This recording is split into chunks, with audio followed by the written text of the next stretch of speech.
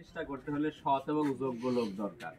সমাজের নেতৃত্ব দিতে গেলে সৎ যোগ্য লোক ছাড়া যদি সেই জায়গার নেতৃত্ব দেয় সেই জায়গায় ঠিক থাকবে। এই জন্য বাংলাদেশ জামাত ইসলামীর নেতা কর্মীরাও সৎ এবং যোগ্য। তারা কোনো জায়গায় চাঁদাবাজি, লুটতারাজ, দখলবাজি করে নাই, করছে কোন হিন্দুদের উপর এইটা আমরা বাংলাদেশ জামাত ইসলামের জুলুম অত্যাচার হয়েছে, তাহলে আগামী দিনে বাংলাদেশ জামাত ইসলামীর নেতা কর্মীদের কাছে এই দেশ নিরাপদ।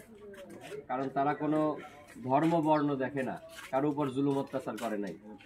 মানুষ সবাই, মানুষ মানুষের পাশে থাকবে, সেই স্লোগান নিয়ে বাংলাদেশ জামাত ইসলামী কাজ করতেছে। ইনশাল্লাহ আগামী দিনে সুশাসন প্রতিষ্ঠা করতে বাংলাদেশ জামাত ইসলামে আপনারা যোগ দিবেন এবং পাশে থাকবেন।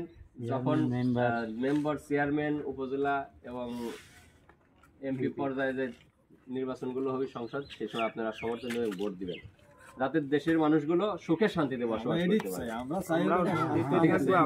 ধর্ম বর্ণ সবাই যাতে আরামায়েশে আমরা বসবাস করতে পারি। আমাদের পরিচয় হলো আমরা মানুষ, তাই না? মানুষের অধিকার নিয়ে আমরা বসবাস করতে পারি। এজন্য ইনশাল্লাহ আপনারা আগামী দিনে জামাত ইসলামের সমর্থন